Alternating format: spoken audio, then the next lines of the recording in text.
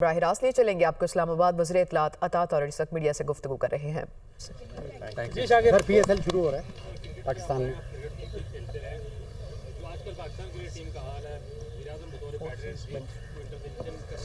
देखिए, मैं ये समझता हूँ कि वो पाकिस्तान क्रिकेट टीम के बारे में कहते हैं कि दी अनप्रिडिक्टेबल्स, तो ये उतार चढ़ाव ये गेम का हिस्सा होता है, किसी भी गेम का हिस्सा होता है कि कभी आप अच्छा परफॉर्म करते हैं, कभी नहीं करते।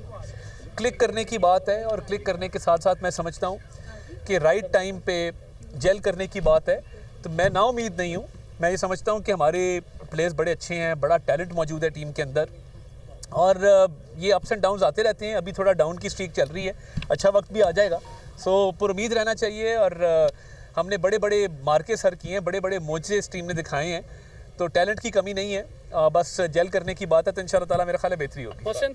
तारिक साहब, इतलात कुछ रिपोर्ट्स हैं कि चेयरमैन PCB मोहसिन नकवी साहब ने इस्तीफ़ा वज़ीर आज़म को भिजवाया है, क्या इसमें सदाकत है? और मेरे तक तो ऐसी अभी तक कोई इतलात मौसूल नहीं हुई हैं। अभी वो आपने देखा कि एशियन क्रिकेट काउंसिल के वो चेयरमैन भी मुंतखब हुए हैं, तो मेरे पास तो ऐसी फ़िलहाल कोई रिपोर्ट नहीं है आपसे शेयर करने के लिए। जी राशिद साहब,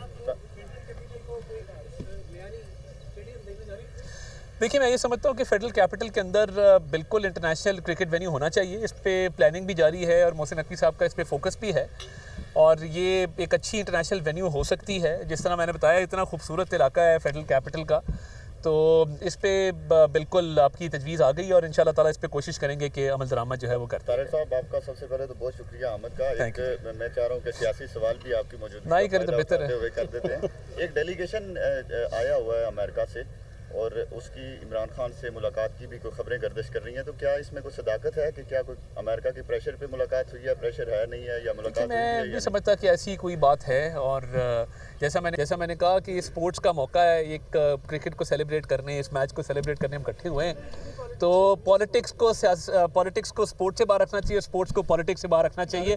इसी में स्पोर्ट्स की भी आफियत है और पॉलिटिक्स की भी आफियत है। तारिक साहब, ये बताएं, बाकी पार्टियों के स्पोर्ट्स विंग है और नून लीग का भी कोई स्पोर्ट्स विंग है, कोई वो एक्टिव हमें नजर नहीं आ रही? देखिए, हमारे बहुत सारे स्पोर्ट्समैन की हमें सपोर्ट भी रही है, पार्टी के अंदर भी टैलेंट हंट भी हमने शुरू किया, जो प्राइम मिनिस्टर यूथ प्रोग्राम शुरू किया गया था नवाज शरीफ साहब के दौर में, और अब उसको शहबाज शरीफ साहब ने आगे बढ़ाया पूरे पाकिस्तान में टैलेंट को रिकग्नाइज़ करने के लिए, टैलेंट हंट करके स्पोर्ट्स के स्टार्स को आगे लाने के लिए उसमें बड़ा फाल किरदार अदा हुआ है। और मैं ये समझता हूँ कि ये political parties, private sector, public sector मिल के मज़ीद टैलेंट को हंट करेगा तो हमारे स्पोर्ट्स में देखें दुनिया में अपना नाम बना रहे हैं। अरशद नदीम का आप देखें कि कैसे ओवरनाइट वो सेंसेशन बना, वो मियाँ चन्नू से उठा, उसको जैवलिन का एक पैशन था, जैवलिन थ्रो किया और आज वो पूरी दुनिया में उसने अपना जो है वो सिक्का मनवाया। तो मैं समझता हूँ कि हमारे पास टैलेंट बहुत है और ये टैलेंट कहाँ से रिकग्नाइज़ हुआ कि एक यूथ फेस्टिवल करवाया गया और हर तरह की स्पोर्ट्स के लोगों को कहा गया कि आएँ और आके आप परफॉर्म करें।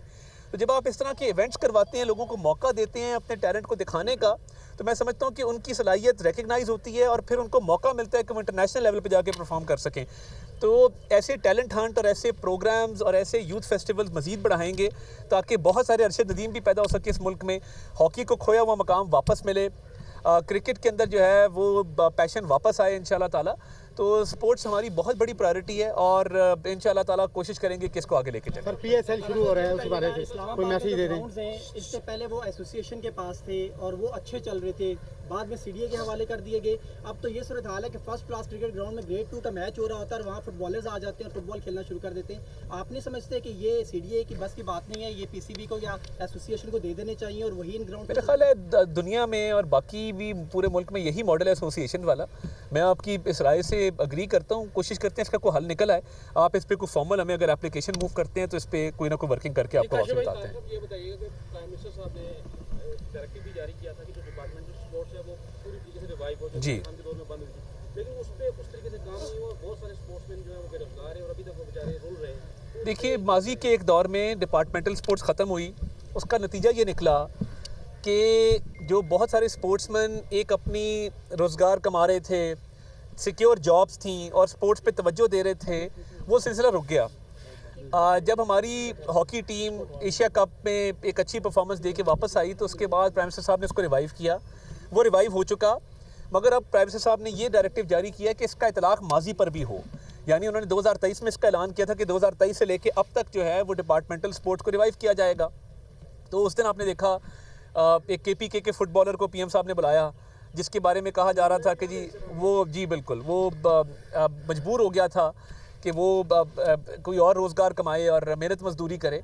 तो वो उस मुलाकात के तवसत से भी अब स्पोर्ट्स डिपार्टमेंट को और स्पोर्ट्स बोर्ड को ये कहा गया है कि इसको इंश्योर करें कि माजी के प्लेयर्स पे भी इसका इतलाक़ हो। और देखिए, डिपार्टमेंटल स्पोर्ट्स ने बड़े बड़े स्पोर्ट्समैन पैदा किए हैं, और ये जब आपको फ़िक्र रोज़गार से आप आज़ाद हो जाते हैं तो आप स्पोर्ट्स पे फोकस कर सकते हैं। तो इसको मज़ीद बेहतर करने की कोशिश करेंगे। Thank you ji. PSL शुरू हो रहा है, उस हवाले से कोई मैसेज दें।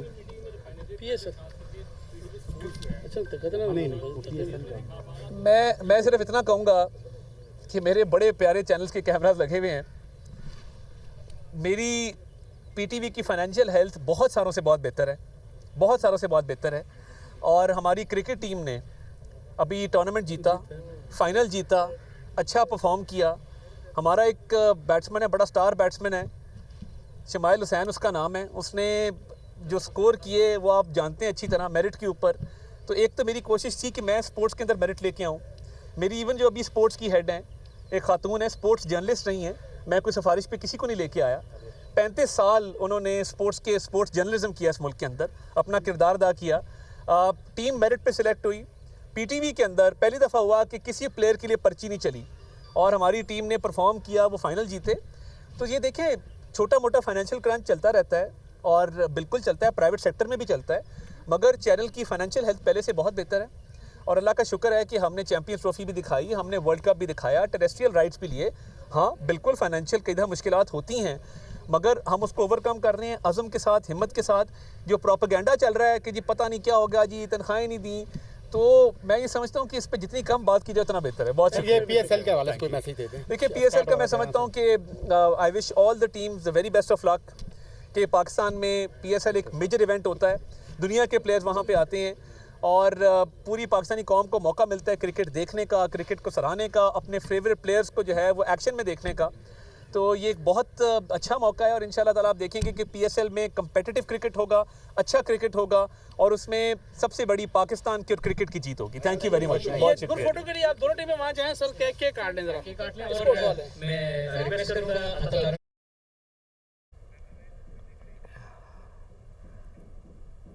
वज़ीर इत्तलात अता तारड़ मीडिया से गुफ्तगू कर रहे थे इस्लामाबाद में, और उनका ये कहना था कि PSL एक मेजर इवेंट है और उम्मीद है कि तमाम जो टीम्स हैं वो इसमें अच्छा परफॉर्म करेंगी। और दूसरी जानिब जो है